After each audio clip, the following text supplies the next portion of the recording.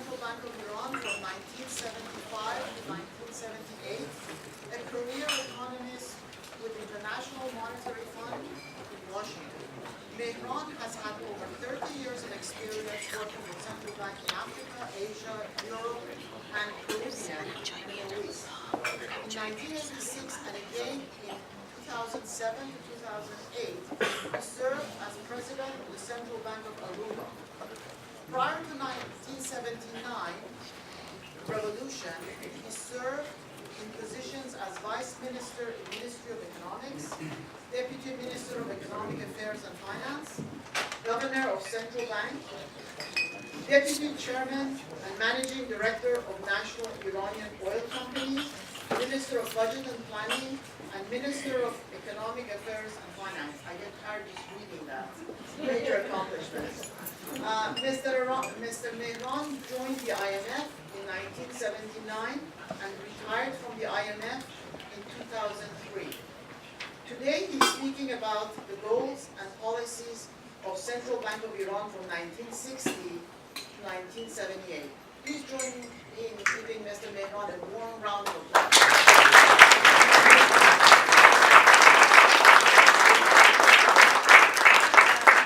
It's a great honor to share the platform with distinguished scholar Dr. Abtahi.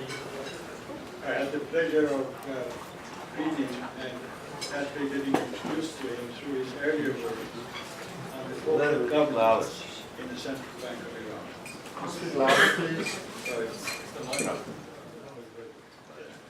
For those of you who have not read his earlier paper, I strongly urge you to do so. It's a wonderful and a very practical examination of the governance of the central bank in Iran today, and with immediate practical recommendations for the authorities. It's also the time that the entire independence of the Central Bank of Iran is under discussion in the Islamic Republic, and I'm sure all the observers and those who are participating in the debate will benefit from his wisdom.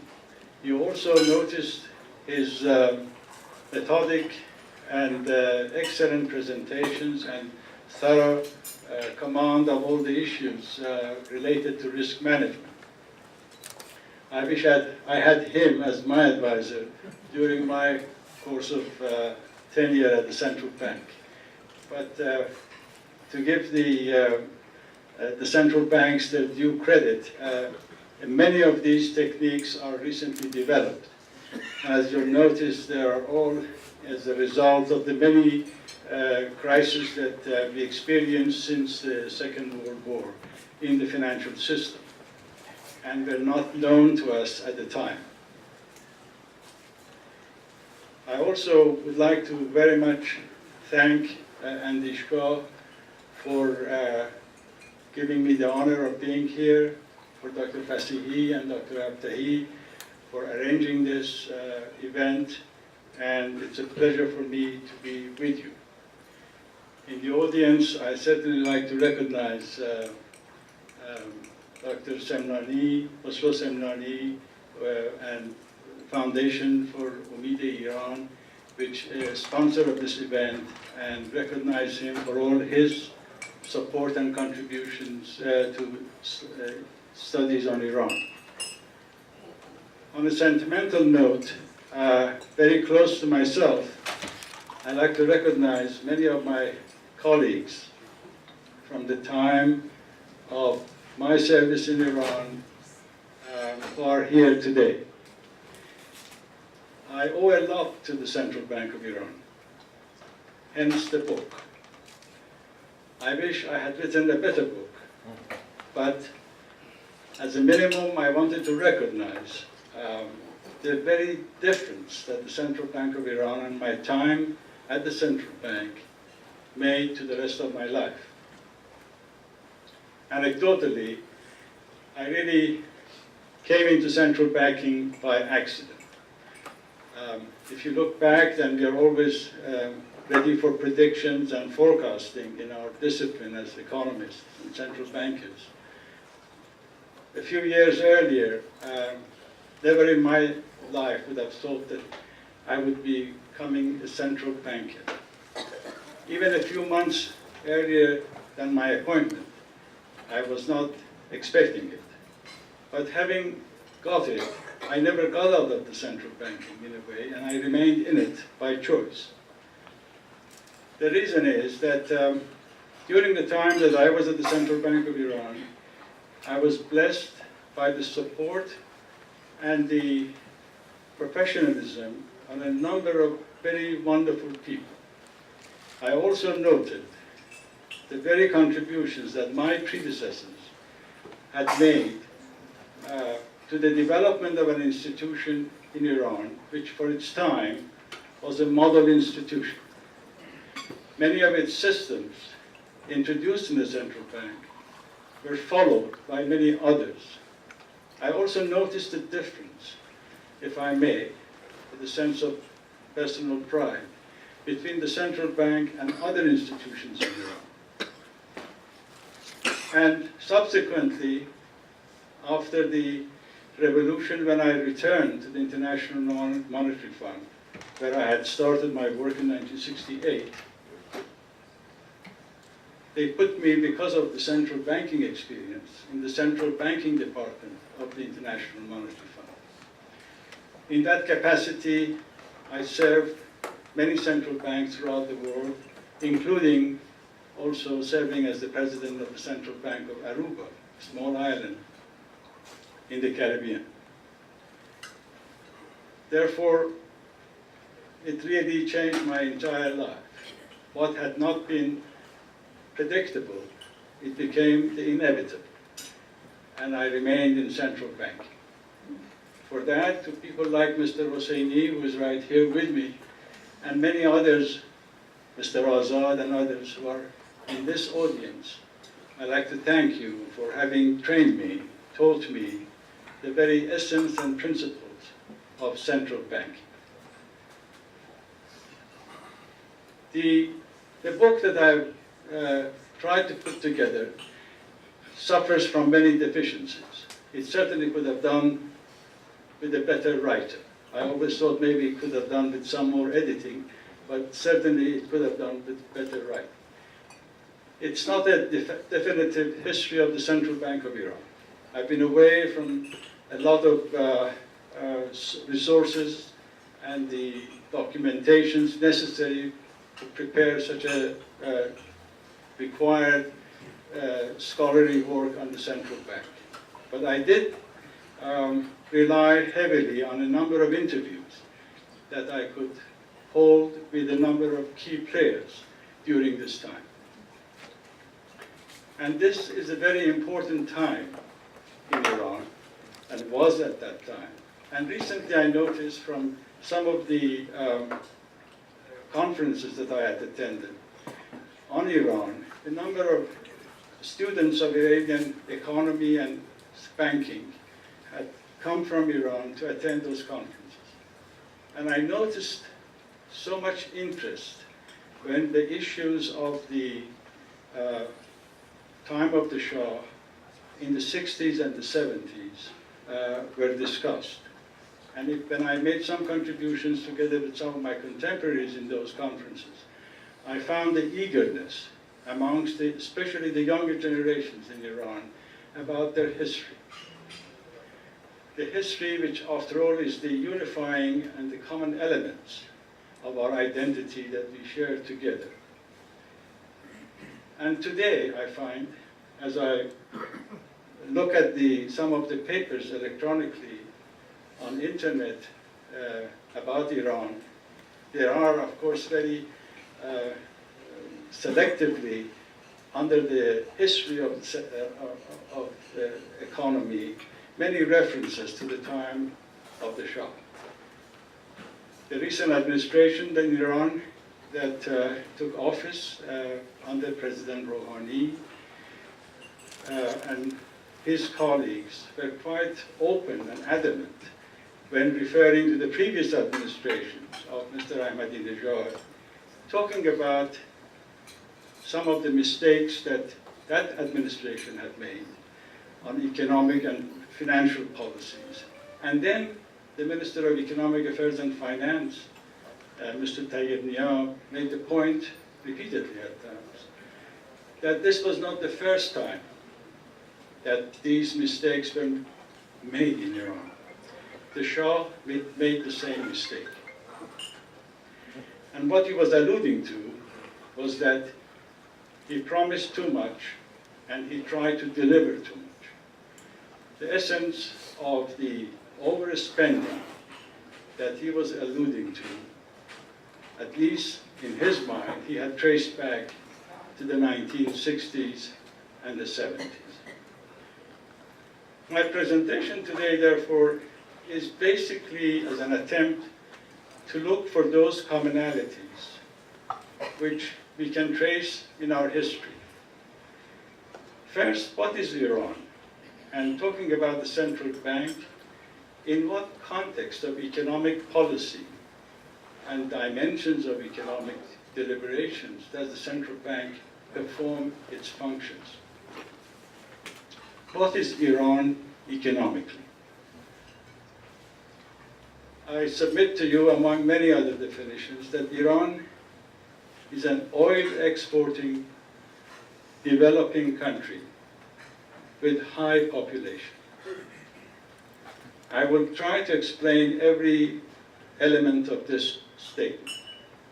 I could say it's an emerging market economy. There are many other aspects of explaining or defining what the Iranian economy is. But a lot of emphasis I like to put on this point. Iran is an oil exporting country, first. What do I mean by that? By that I mean that oil defines almost everything in Iran. If you miss the story of oil in Iran, you're missing the story. It was back in 1908, a day that, in fact, people in Iran do not remember, or at least certainly they not quote it in their history books. May 25, but as reported by an Indian colonel, Nicholson. At 4 a.m., not in Tehran, which often everything happens, but in Masjid Suleiman, something erupted, some over 1,000 feet, and it was oil. Of course, even in our written history of 1,000 years or so, certainly in poems of Maulana and Sa'di, there are references to naft. Naft was a recognized name. Qir and the blackness of Qir are quoted in our poems. But as an extracted industry, Iran became an oil-producing country in 1908. In the last 100 years or so of our history, you can explain many developments in Iran by the manner in which we spend that money coming out of the oil industry. Any country in the world that is primarily an oil exporting country, all you need to do to find out what happened to their economy is to ask them, what did you do with the oil money? You may say, how does it relate to central banking? I'll come to that very shortly. But to elaborate, we had initially some 30,000 pounds of oil income paid to the government of Iran in 1914, when the National Iranian Oil Company was actually formed. The stocks were promoted in the stock exchange in London, and eventually also, as you know, later on, the UK Treasury took over majority shares. But basically, the nature of oil industry is the following. And over time, it has exacerbated this difference. the production cost is a very small portion of the sales price. At the time that I was in Iran, at the peak, if we were selling it about $12 a barrel, the cost was about 10 cents, 15 cents. In economic jargon, there was no productive matching of that income. There was not enough employment generated which will match that part of income. Primarily, therefore, the most of our income, if you like, was in kind of a rent. More appropriately, it was a kind of a wealth, if you like, borrowed money that we didn't have to repay. It was part of the wealth of the nation. Politically, it was also significant in that the word that we used, imtiyaz, or concession, was given to foreigners. That's why we don't remember the day that we became an oil-producing country. But we do remember the year and the time and the day that we use what we call khal'iyat. We nationalized our oil industry. We took it away from the foreigners who were exploiting it and exploiting us in the process. The nature of the oil industry is also, thirdly, is highly capital intensive.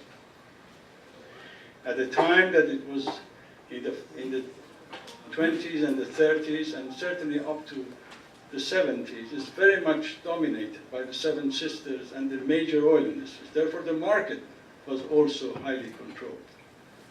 You could not get into it.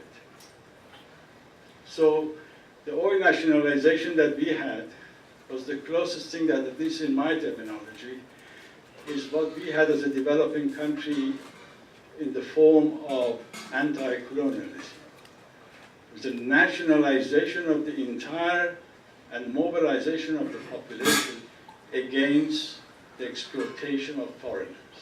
And we wanted to get our share of the oil income.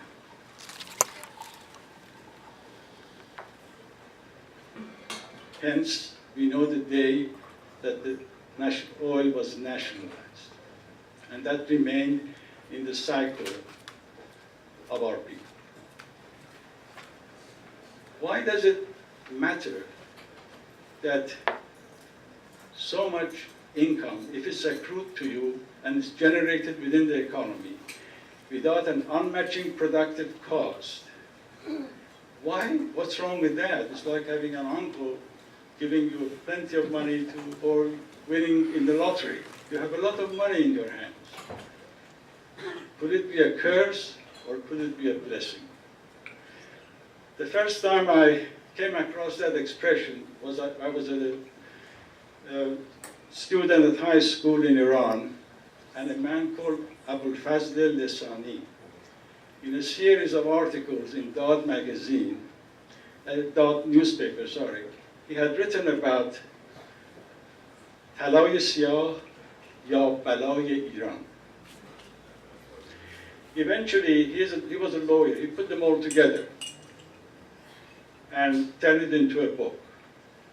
I hadn't read the book, but I did read as a student some of his articles. And he was looking at it in the context of politics of Iran. It is attributed to Khalil Maliki in one of his visits to London as part of our negotiations with the then Labour government in England. That why is it that you're bothering us so much? Why are you interfering so much in our country? Addressing to Mr. Beck, who was the foreign secretary. He said, what have we done to you? What is it we have that makes such a difference? And he had referred to and responded very quickly saying that oil, my friend, oil, oil. Now, given this wealth rather than income, and we're talking about big figures, let us look back at our history, especially the time that I've written in this book, 1960s and 1970s. Every literature and the studies of this area would point to you that there's a difference between the 60s and the 70s. What's the difference? In the 60s, our oil income continued to grow at a very steady rate. We had, for that period, 10% real GDP growth. Inflation, 1.5% average per annum. During that period, we started with some $200 million a year. Eventually, we ended up with $1 billion. This is, of course, before the price hike of 1973-74. We had growth with low inflation. The reason was that the oil income was increasing in line with our absorptive capacity to spend. We were developing our economy, we were developing our industry, and that also was partly to do with the IMF, that I happened to be working with them later on in life. In the 1956 to 58, in a period of about 3 years, because of a revaluation of the gold content of real, government had created new money. That was given to our industrial development banks in order to help us with our industrialization. There was a major credit boom in the late 50s in Iran. Eventually, it led to a balance of payments crisis. Iran had to go to the International Monetary Fund. One of the first acts of our first governor of the Central Bank of Iran, Marhum Ebrahim Kashani, was to write a letter to the managing director of the fund requesting a stabilization fund because Iran was not capable of honoring its debt, small as it was. An IMF mission came, we had a stabilization policy program in support of which the fund made its resources available to Iran. The central bank was born at that time in Iran, 1960, during the premiership of Dr. Iqbal. It was created out of the Bank Milli. The people of the Bank Milli, with their tradition of hard work and discipline and ethics, came into form the new central bank, to which was added the beginning of a very strong research department and foreign exchange management and many others. But basically, the central bank was born, and I wish to emphasize this point, at the time of a recession in Iran. We were bankrupt. Our first governor, then our second governor, Dr. Pur Humayun, and our beloved Mehdi Sami'i as the third governor, they all inherited a country and economy in recession. They were fighting, paying their debt on a daily basis, as they could mobilize foreign exchange resources in order to do that. So, together with that, we also had to have a fair amount of import control. That paved the way for what is known as the import substitution industrial policy of Iran. It started in 1961-62, when we overcome the recessionary period. So out of the recession and out of the import control, we got our industrialization policy. And then we had already negotiated with the oil companies, and the oil income began to trickle in. And then we mobilized those resources in order to promote our industry. The legacy of that time, in my view, had still remained in the 70s, what I call in my book, Dide Tosee. The central bank was created with a vision of helping Iran develop economically. That was the trick of the mission of the bank. In the text of the law of 1339, that is 1960, the first banking law of Iran, comprehensive banking law in Iran, the same point was made, namely, the central bank is entrusted with the following functions in the context of developing the economy and in line with the government policies. There was no mention of single-purpose price stabilization. This is a new jargon of the late 60s and the 70s in the industrialized world. In Iran of that day, therefore, we also had a central bank, which was primarily a government bank. Its single shareholder, all the stocks wholly owned by the government. It was also the government, its major client. So you not only had the government as the shareholder, but you also had the government which kept its accounts with you. Now those of you who are bankers know what it means. If you have Exxon or if you have Chevron as your accountant, I think you have a special department and a very senior vice president in charge of that account. Just imagine when Exxon also happens to be your shareholder or your only shareholder, where at the end of the year you have to account your financial records and also pay to them, to your shareholders, the profits arising from your transactions.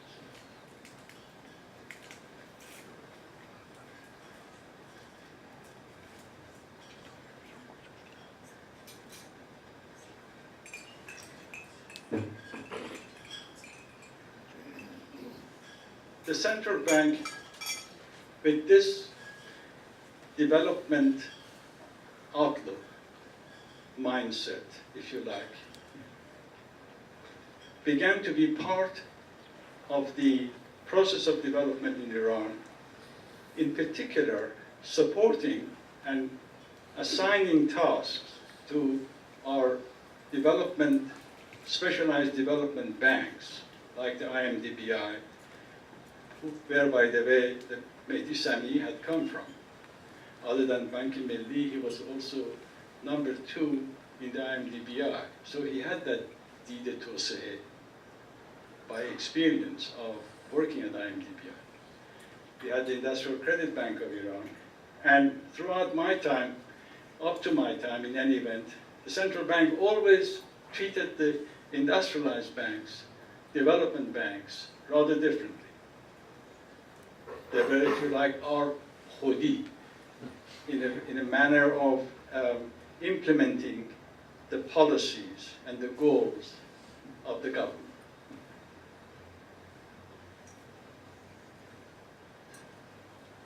Then we come to the 70s. The 70s, we had a sudden jump of $12 from $2, which was, it went up to $2 per barrel very gradually and then jumped 4 times instantly, 1973, 74. We began to have a huge amount of money coming into the economy. And the question is, what did we do with the money? Well, at least one of our ministers' reaction to it was very simple. there is no problem in Iran that money cannot solve. Not true. In fact, that money created many problems for Iran. You come to, there is no shortcut for development. If you can buy anything you like from abroad because you're short of domestically, fair enough. But then eventually you find that you have to have the ports to facilitate their embarkation. Once you get them down, sometimes with the help of helicopters, you need to have the roads to carry the goods. Once you bring them to the destinations, then you have to have warehouses to store them. Then you have to have the distribution system to get it to the final consumer. There are so many bottlenecks that need to be addressed throughout this time.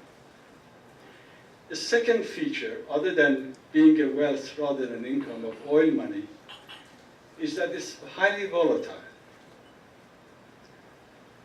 You can jump 4 times over a year period, but you cannot jump again. Meanwhile, the expenditure of the government has quadrupled already overnight. Next year, the oil money drops by a good percentage, or if it goes up, by only 1 or 2 percentage points. Now, with that scenario, and the second year, you find yourself, you started with so many new things. More than that, you promised so many things to so many people for immediate delivery that you cannot meet them all. And hence you find at the time of the riches, you become poor, if you like, financially, and you have to borrow from the banking system. And that's exactly what happened. This brings me to the point of a developing country. Dr. Abtahi referred to sovereign wealth funds. They are very well known. Many of them very successful, as he mentioned. They employ hundreds of people. New Zealand, Australia, Singapore, Norway, Finland. So many of them are, including the Arab, some of the Arab sovereign funds, they are highly professionally managed. But most of them are in an industrialized country. It's a difference between that and a developing country. Because in an industrialized country like Norway, you have the luxury of being able to manage your funds overseas, invest them overseas, and manage them professionally. Because your population does not have an immediate claim on the distribution of that income instantly. When you are a developing country and you haven't paid your taxes, this is part of the wealth of the country. Every Iranian or every member of the population in an oil exporting country has an instant and direct claim on that resource and wants its share instantly. Because it's a developing country, it's far behind the caravan of civilization, if you like, and the enjoyment of industrial goods. Hence, the high population becomes part of the definition I offered you for Iran as an economy. It does not apply to the UAE or to Kuwait. They are oil exporting, they are developing, but their national population is very small. Therefore, they can afford not to channel the money entirely domestically. Therefore, they can afford to have a sovereign wealth fund. But when you have 75 million people, and here is when Mr. Ahmadinejad comes in, the immediate claim of each member of that society on the oil money is to be delivered instantly. So you take the oil distribution of income to a new dimension. Payment of cash or opening of accounts at banks where people do not have bank accounts in order to pay them yarane in the form of a cash. Think about it. Sometime in 2010, 2009, oil income in Iran was $90 billion. Divide that by 75 million people. You have about $1,200 per year. Multiply that by 5, say the average of a family in Iran, that's $6,000 per year. You can divide that into 12 months and now multiply by 3,200 toman. You get a 1.5 million toman per month of income. That is far bigger than any wage earner, many wage earners in Iran today. And they get it instantly without work as their share of the oil income. Now what's the problem with that approach? It's populism for sure. But the problem with it is it's not sustainable.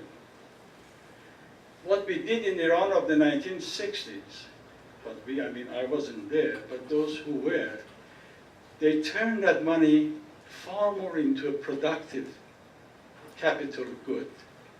By industrialization, instead of spending it, a much greater portion of that was spent on accumulating physical capital and infrastructure inside the country, building the economy in Iran. Therefore, it did not become an income payable to families. This is part of the continuity of the policy issues that I mentioned to you. But the Shah also was not shy of taking populist measures. He tried to reconcile the two by offering free biscuits, milk. We had many other claims like that, participation in the shareholdings of the companies, distribution of profits of companies amongst workers. We had a number of, if you like, distributive approach to the distribution of our oil income.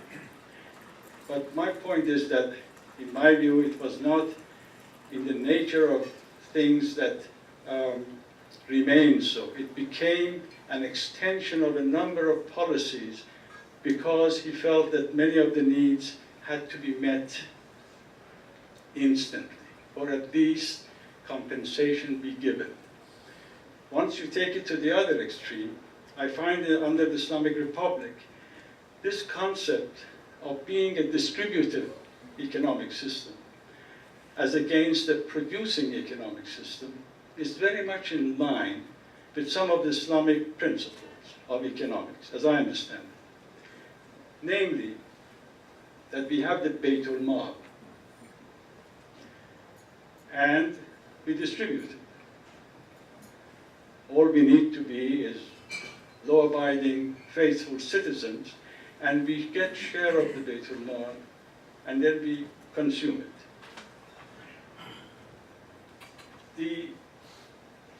In Persian, if you like, our اقتصاد ما has become اقتصاد توزیعی, then مقدار زیادی, and not اقتصاد تولیدی.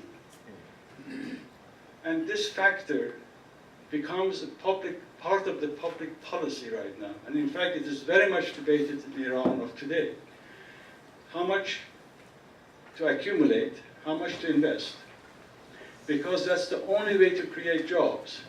If you have your unemployment at 25%, you can keep people on their cash payments and yarane indefinitely, but at the same level of income. At the same level of income, which will not accrue. And I do not believe there are any people, there may be some left, who have signed up for getting more yarane in Iran, that would not rather have the job, earn job, and put the food on the tables of his family out of his own efforts. Therefore, this trade-off is part of the public debate and continues until such time as we get it right. What is interesting, though, is since 1908, we've changed 2 dynasties in Iran. We had 2 kings of the Qajars and 2 kings of the Pahlavis.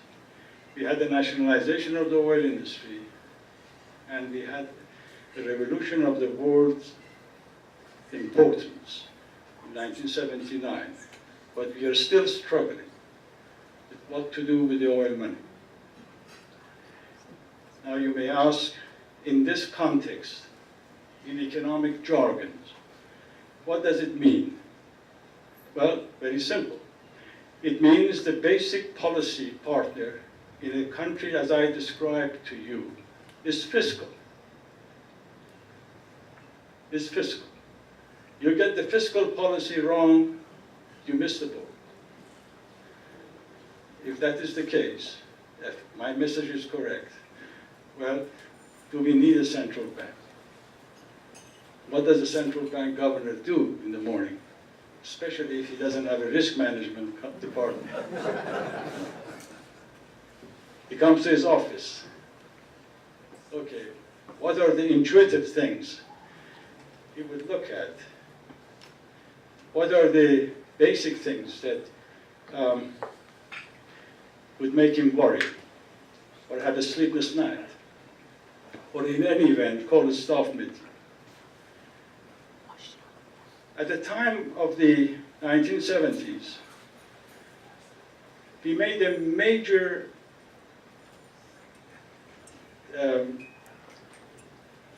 decision of creating 2 foreign exchange markets. Let me explain why the foreign exchange market and foreign exchange rate is important. If most of your income comes in the form of US dollars, so the price at which you sell that asset, when you are the Central Bank of Iran and are collecting it on behalf of the government, the National Iranian Oil Company is obligated to sell to you what it is earned. So you have to decide at what rate you're going to credit the National Iranian Oil Company's account. Second, being almost the only foreign exchange earner, by almost, 80, 75%, then you also have to decide at what rate are you going to sell it, and to whom.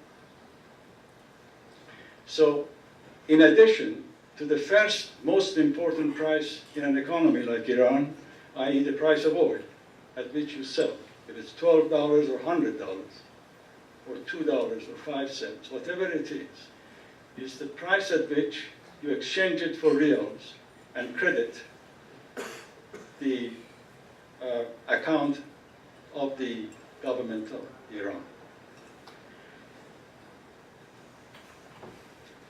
There's a problem here.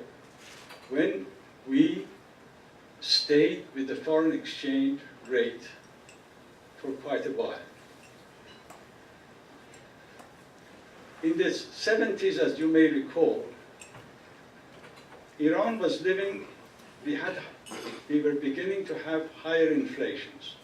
The 1.5% per annum that I mentioned to you for the 60s had gone up to 3, 4, 6, and coming up again. Just to give you in the context, by the time I went to the central bank, our CPI was growing at 25% per annum, CPI in Iran. But the interesting element is that for quite a part of the 70s, we were also living in a highly inflationary economy throughout the world. We had inflation in the industrialized countries. So the major change, if you like, was that the differential between our domestic inflation and the domestic inflation of the other countries, who were our exporting partners and our trading partners in that endeavor. our reaction to it partly was the creation of the two markets. We had the commercial market and the non-commercial market. The intention being that we would try to let the non-commercial market be receptive to changes in the marketplace.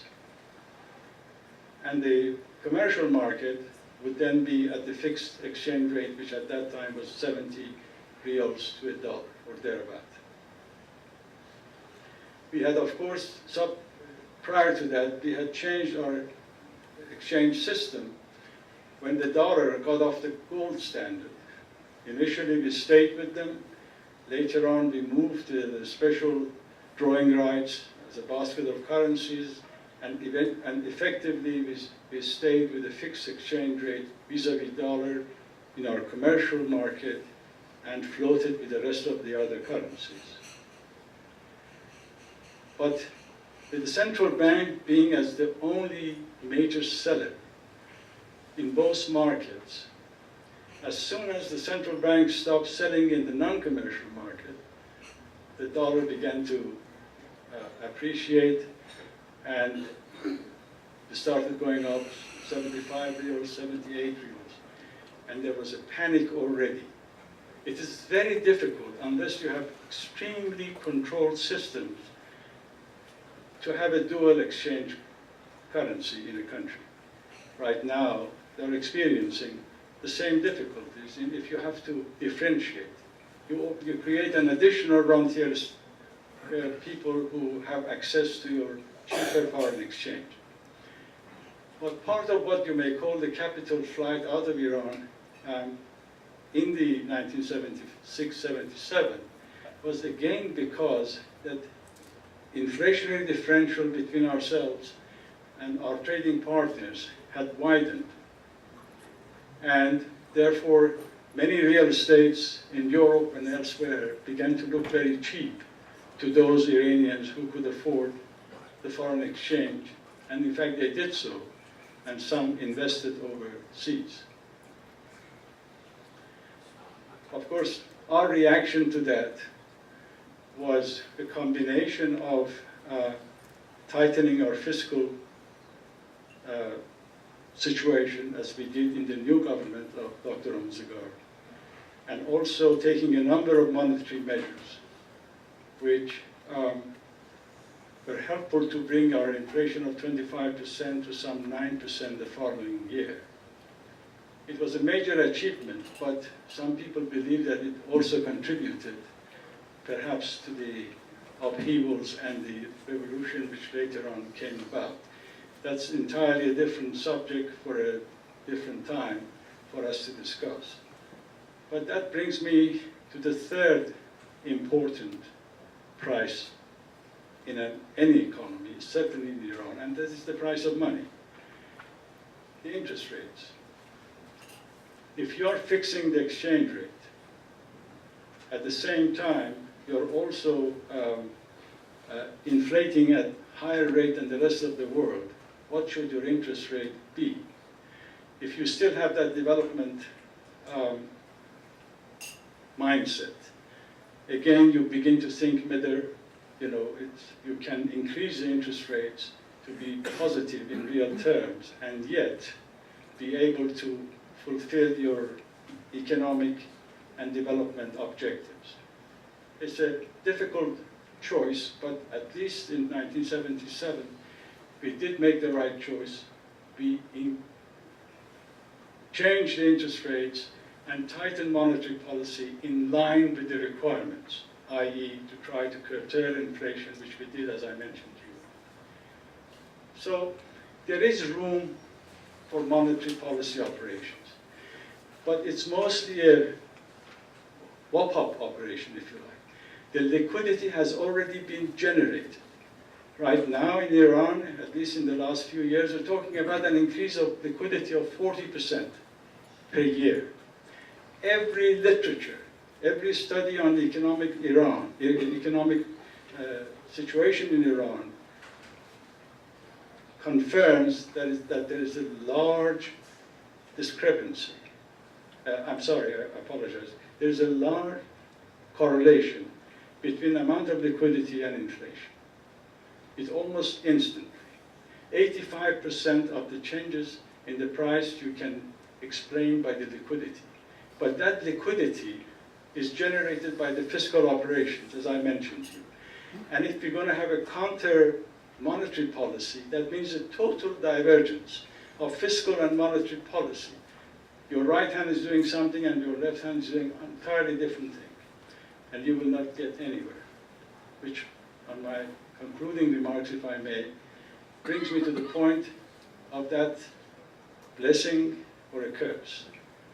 And interestingly enough, recently I read an article by Dr. Pesaran and Dr. Muhaddis, if I'm not mistaken, 2012, about the oil income in Iran in the last 100 years. And the message was, is it a blessing or is it a curse?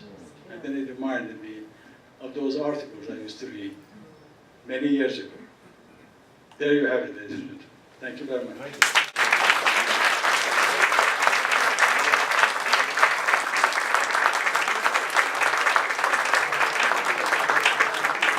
Thank you very much, Mr. Mehran. We're going to have a few minutes for Q&A. You can ask your questions in English or Farsi.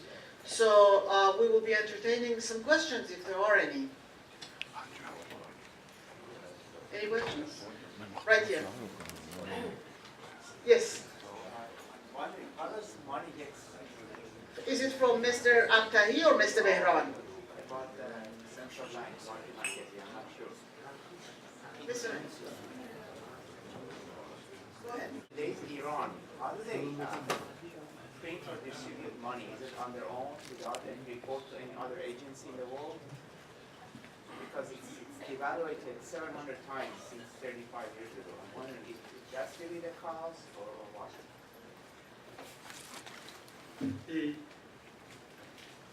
It's not so much the money you meant. If you're referring to the actual currency issue and the monetary base is entirely in the hands of the Central Bank of Iran, given the various limitations. That is to say that once the government spends the money, then the central bank supports that government's operations. The commercial banks are enriched by the amount, and eventually, when you add up the currency plus the deposit at the various commercial banks, they go up. Now, the foreign exchange rate is affected by it because if this is additional demand, and that demand generates more demand for foreign exchange, and meanwhile you find that you have sanctions or any other operations which is limiting your foreign exchange ability to meet it, then the central bank will change the exchange rate. In other words, the exchange rate itself is a matter for the central bank to decide as part of the Money and Credit Council in Iran. So when the exchange rate from 1,200 Toman went to 2,400, that was a central bank decision. As I mentioned to you, it's the central banks being the sole, almost the sole seller of foreign exchange, decides at what price to sell it. Back then? Yes. You worked back then with the Shah. My question is, what is your impression of him? And furthermore, how his economic policies with regards to oil perpetuated the Islamic Revolution?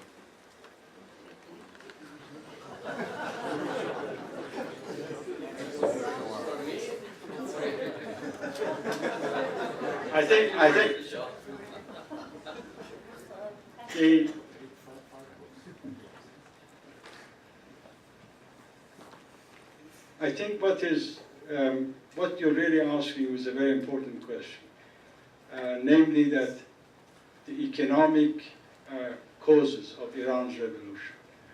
I think that's a fair question, broadly defined. Did economics and economic policy led to the revolution? Well, as you know, history, and those of you who are students of history or teach them, know it far better than I do, is an ex post exercise. Something happens, and then we look for causes. Anything out of the blue becomes the reason.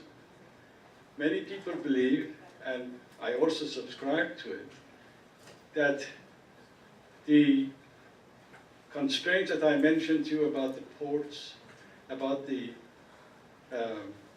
failure of the electricity, water, and supplies, various things in Iran certainly created the kind of an environment that people felt that the state was not delivering.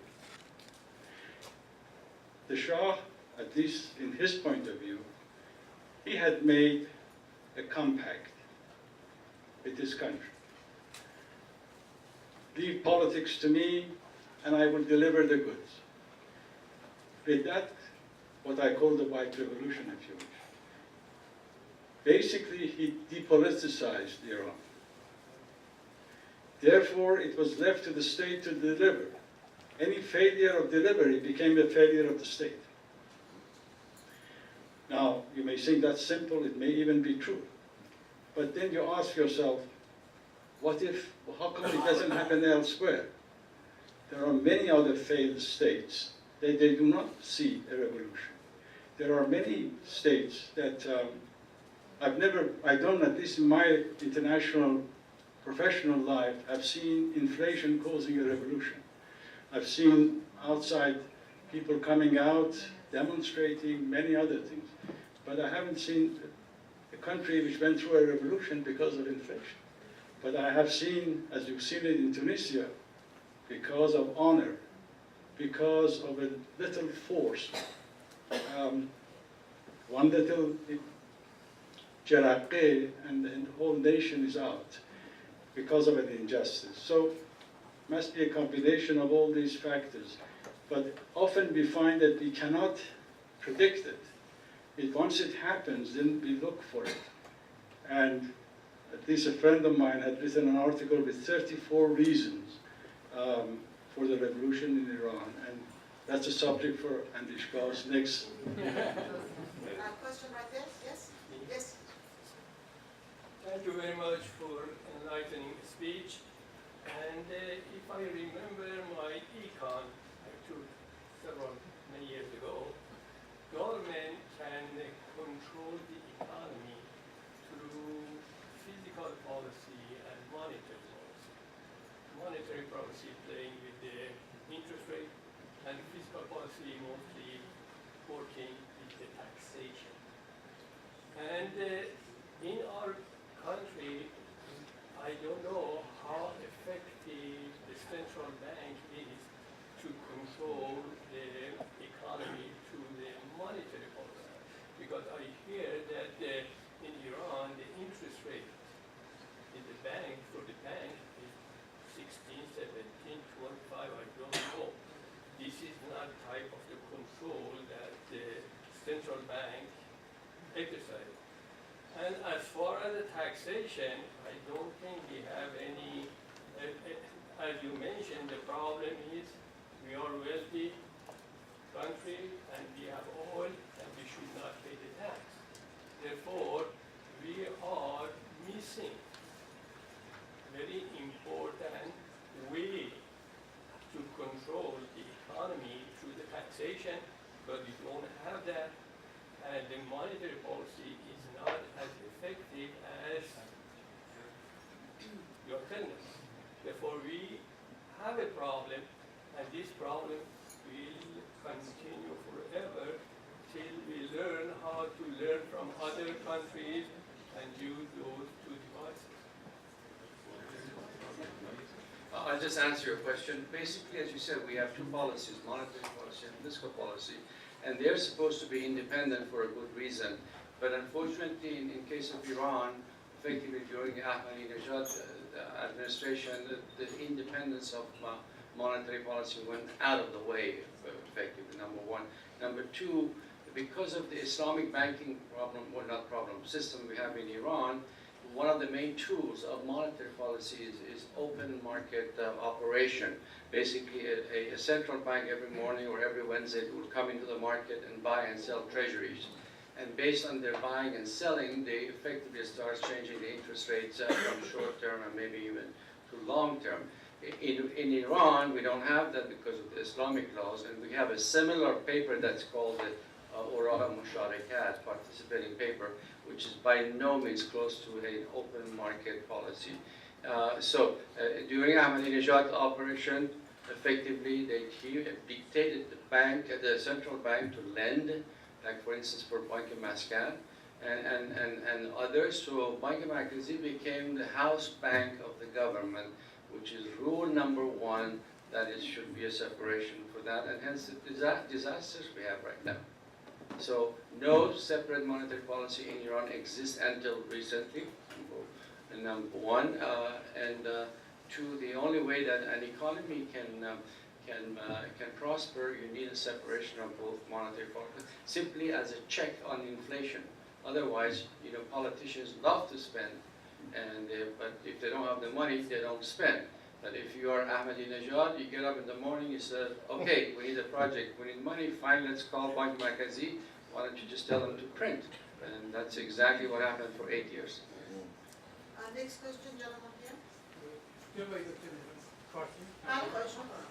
جناب دکتر مهران، با عرض تشکر از فرمایشات عزیزی و کتاب ارزنده‌تون خواستم استفاده بفرمایید با توجه به اینکه بانک مرکزی ایران نقش مهمی در گسترش اقتصاد و معمولا پیشرفت کشور دارد و با عنایت به مذاکرات اخیر درباره انرژی هسته‌ای که در صورت موفقیت به طور مستقیم میتواند اثر مهمی در اقتصاد ایران بگذارد، پیشبینی جناب عالی در مورد بانک مرکزی و اقتصاد ایران چیست؟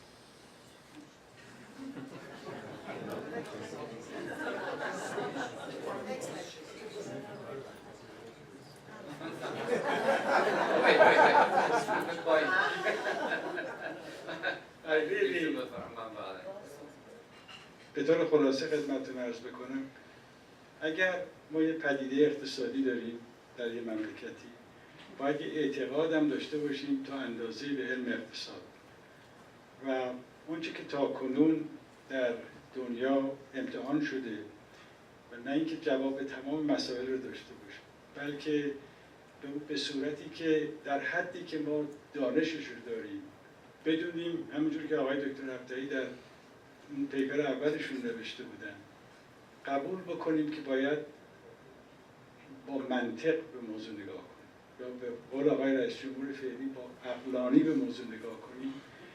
بنابراین هیچ مطلب اقتصادی در ایران نیست که دانشش هم نباشه یا بینشش هم نباشه، ولی یه اعتقادی هم لازمه به ابزار اقتصادی که با یک تحول فکری آزاد کسانی که این دانش رو دارن بتونن به دنبالش برن و این برنامه ها رو اجرا کنن.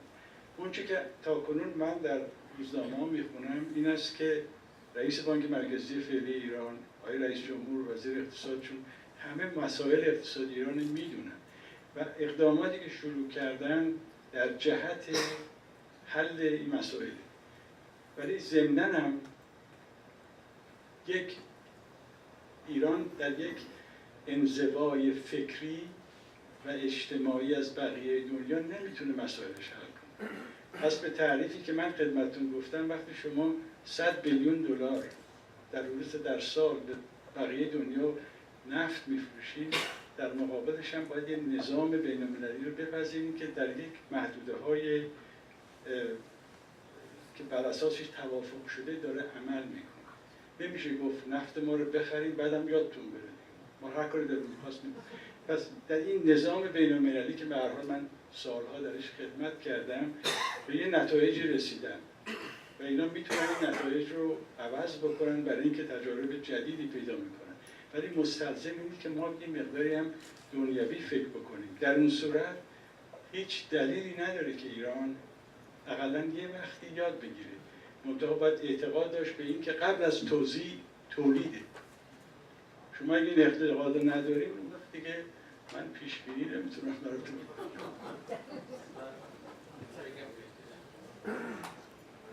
سوال دیگه هست؟ اگر نیست میخواید خواهش می‌کنم. من فقط جواب سوال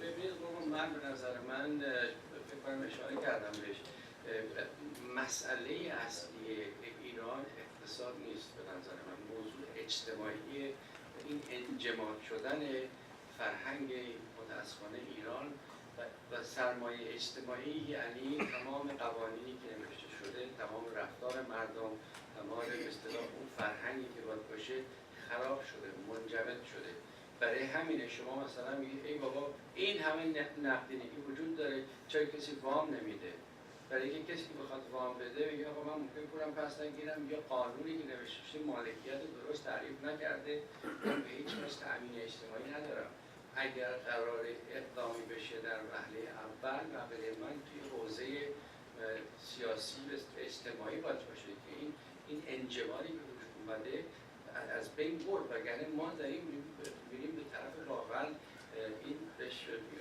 تکینگی که یه موقع بلند میشید مانند سیاهچال این اقتصاد کلاپس میکنه و وقتی سیاهچال شد که چیزی دیگه توش در نمیاد یعنی شما الان به جایی رسیدید که نه تنها نمیتونید جلو برید نه عقب برید کاری نمیتونید بکنید این موضوع بعد من در حوزه اجتماعی که سرمایه اجتماعی که بنده عرض کردم مهمتره از دید من ما خیلی کم وقت داریم و آخرین سوال یک اون عقب بفرمایید آخرین سوال خواهش میکنم من از دو تا مورد آقای دکتر افشار اشاره کردن یکی شادو بانکینگ بین زامبیز من دکتر رو متاسفانه فالو نکردم منظور سوال این بود که شادو بانکینگ و زامبی بانکینگ چیه که ایشون بسی که شنیدن ببینید خیلی با توجه به زیر وقتی تعریف جواب کلی میدم بعد در خدمت خواهم بود زامبی بانکینگ عملاً به اصطلاح اون بانکی گفته میشه که